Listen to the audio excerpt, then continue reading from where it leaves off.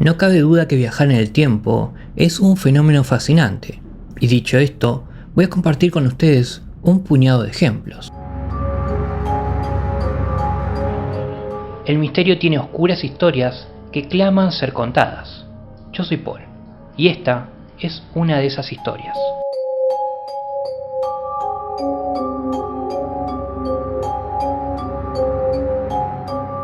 Ahora abordaremos una forma totalmente alternativa de ver el futuro, una forma sobre lo que no tenemos ningún control real y que no requiere el uso de una máquina del tiempo. Se trata de los sueños proféticos, o en este caso, pesadillas absolutas. Es posible que mientras estamos profundamente dormidos podamos anticiparnos a años venideros, tal vez incluso décadas y siglos.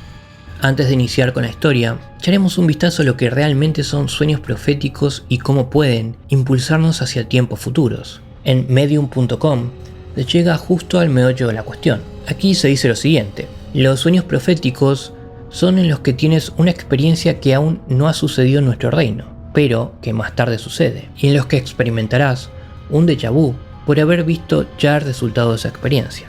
En otras palabras, los sueños proféticos permiten ver el futuro sin necesidad de una máquina del tiempo. Psychology Today afirma lo siguiente, algo que amplía la comprensión del fenómeno. En septiembre de 1913, Carl Jung, el gran pionero de la psicología profunda, estaba en un tren en su Suiza natal cuando experimentó una visión despierto. Mirando por la ventana hacia el campo, vio a Europa inundada por un diluvio devastador. La visión lo conmocionó y perturbó. 2 semanas después, en el mismo viaje, la visión se repitió. Esta vez, una voz interior le dijo: «Míralo bien, es totalmente real y así será». A mediados del verano de 2017 ocurrió algo imprevisto y muy inquietante. En la segunda semana de agosto, 3 personas se pusieron en contacto con historias inquietantemente similares sobre el Armagedón en un futuro próximo. No solo eso, en sus sueños, el presidente de Estados Unidos, que no era ni Trump ni Biden, era asesinado por agentes norcoreanos, trabajando en secreto en nombre de Rusia. Cuando el gobierno estadounidense descubre la verdad, Corea del Norte queda en esencia convertido en polvo radiactivo. Pero la cosa no termina ahí. Rusia no tarda en verse involucrada, y al tercer día se usan armas nucleares en Europa. El conflicto crece y crece. En menos de una semana explota un conflicto nuclear total. En menos de un par de horas, Europa, China, Rusia y Estados Unidos están destruidos. Miles de millones de personas han muerto. Todo como consecuencia de ese asesinato del presidente estadounidense. En otro relato, un tipo llamado Kenny había tenido un horrible sueño de guerra nuclear 2 noches antes. En el sueño de Kenny, el presidente de Estados Unidos era asesinado a tiros por un agente extranjero, algo que también, al igual que el relato anterior, acababa en una guerra nuclear. Kenny vive en San Bernardino, California, y se despertó de repente en plena noche, presa del terror. Según explicó Kenny, en su sueño estaba sentado en el salón de una casa en una pequeña ciudad a las afueras de Lubbock, Texas.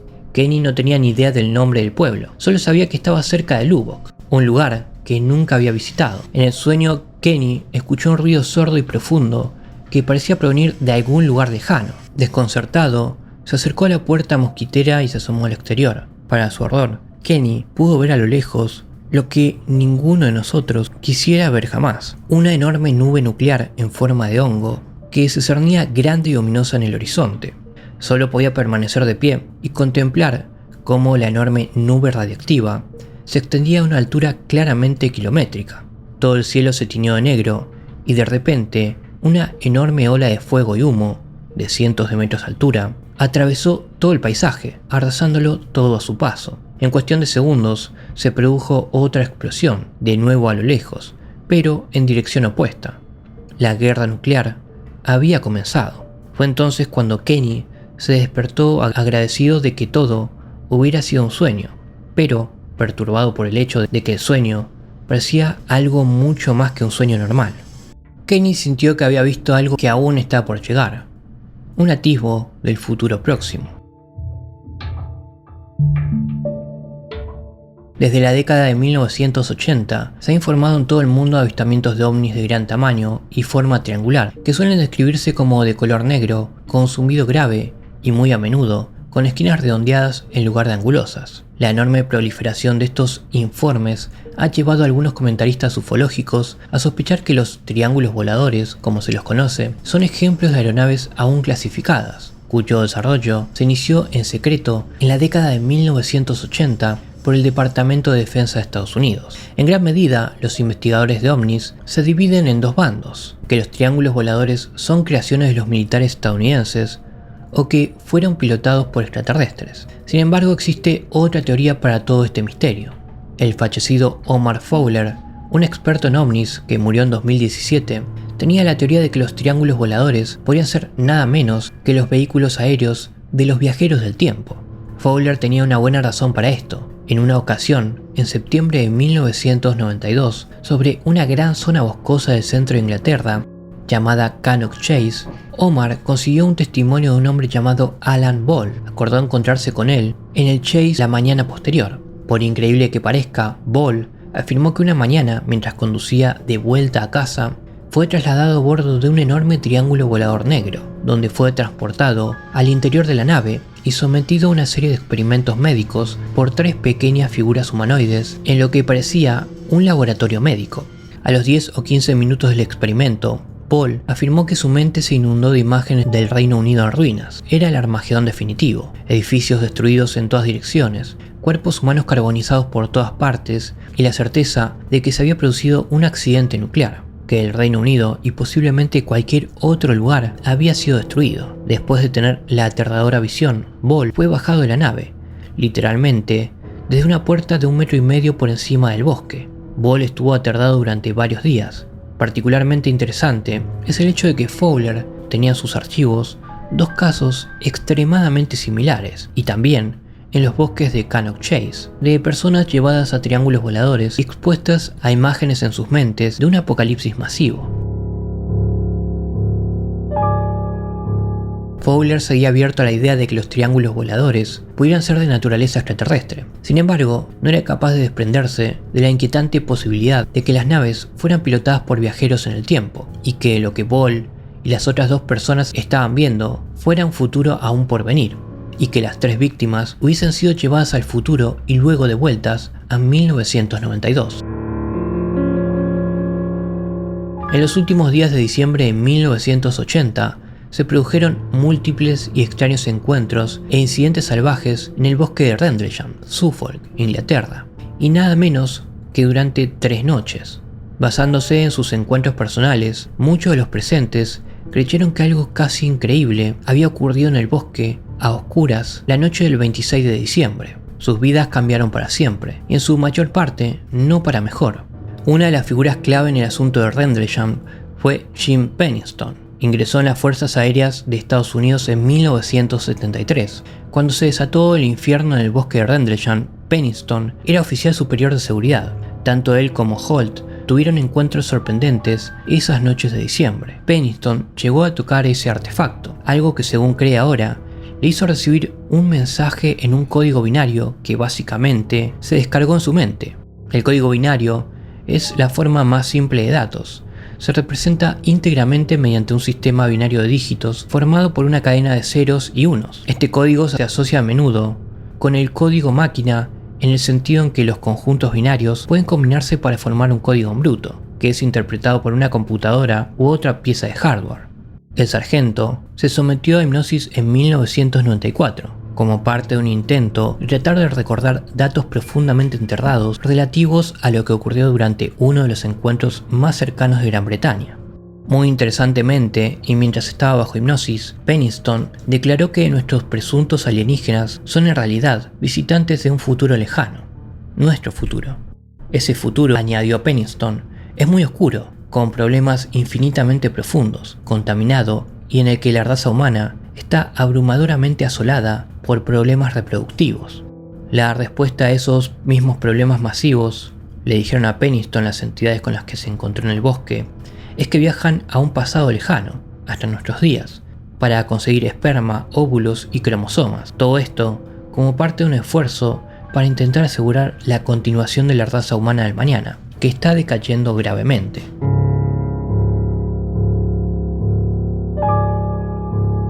ha llegado el momento de sacar algunas conclusiones sobre el tema de los viajes en el tiempo. En primer lugar, casi todo el mundo ha escuchado hablar sobre estos viajes, aunque solo sea en la cultura pop y el entretenimiento. Y no hay duda de que esa misma cultura pop ha moldeado definitivamente la forma en que vemos el fenómeno.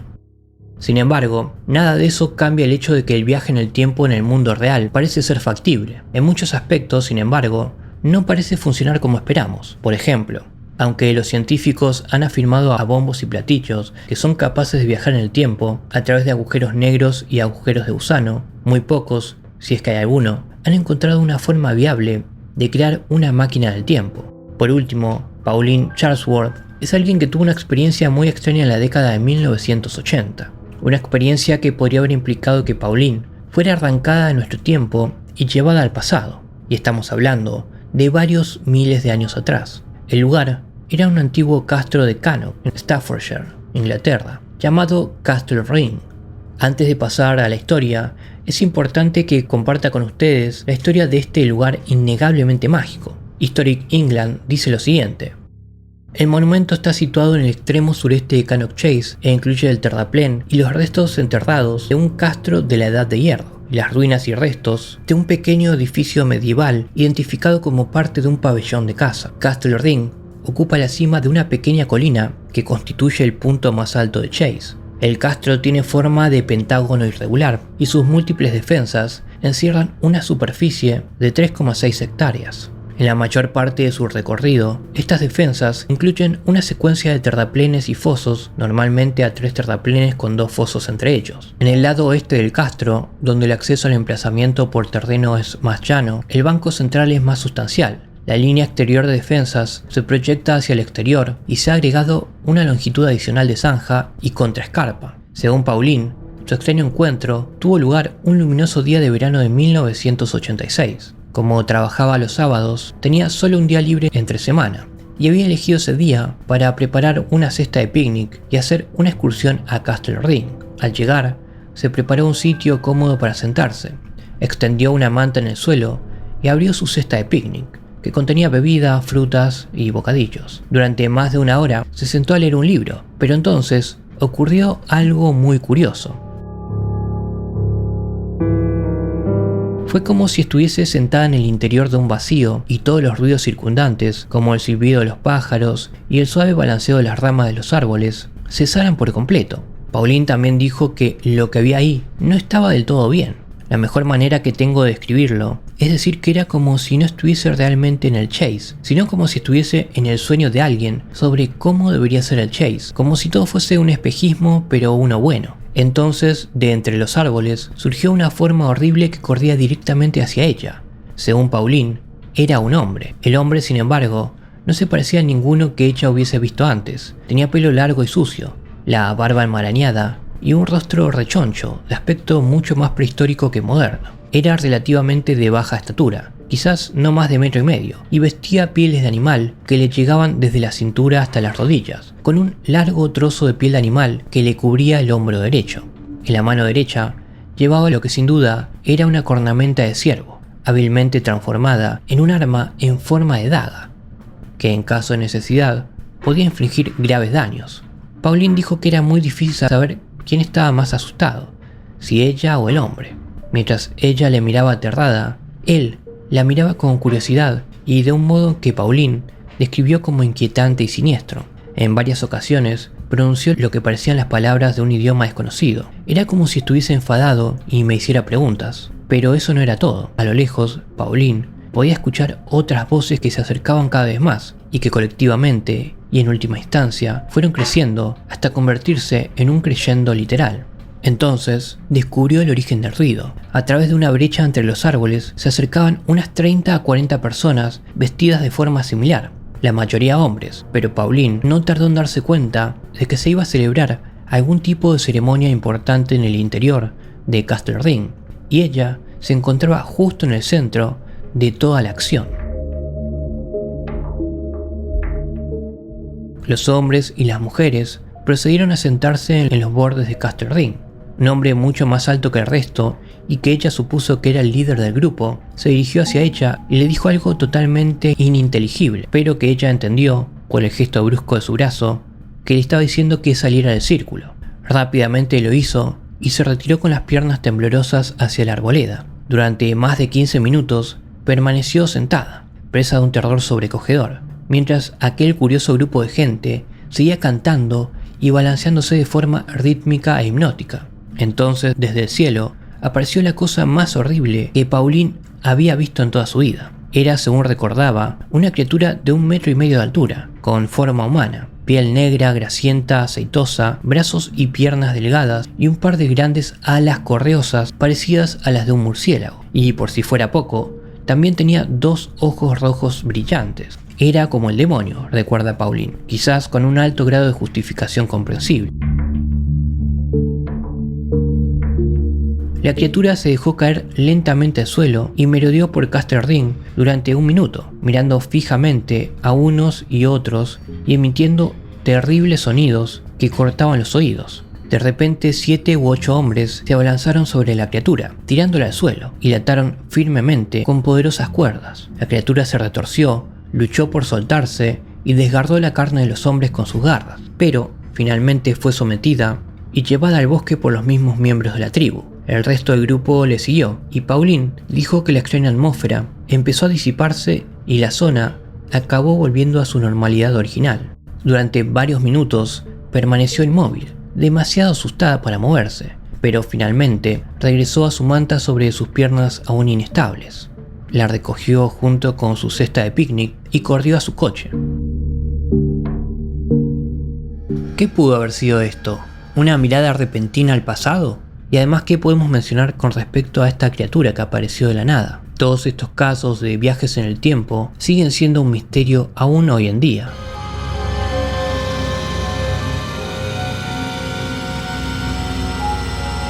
Espero te haya agradado esta oscura historia. Si fue así, considera suscribirte al canal y darle like al video. Que tengas una buena noche.